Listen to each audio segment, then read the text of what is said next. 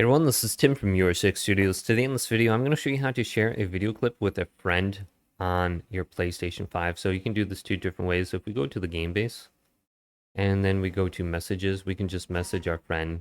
So let's go up to the top, go to new message and just select your friend. So I don't know who you want to send it to, but select their name. And I usually just send it to a group. So I got a group right here. I'm going to send it to, and then go to the plus icon, go to video clip. And here's a video clip of me playing Battlefield. I'm going to send this on over. So you can send it, and sometimes it takes a while for it to process. Let's look at this.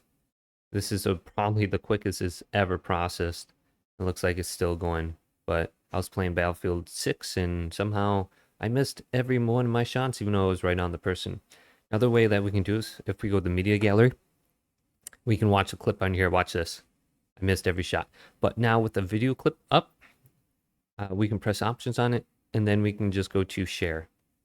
And then we can choose someone's name. We can share to YouTube, etc. from here on out.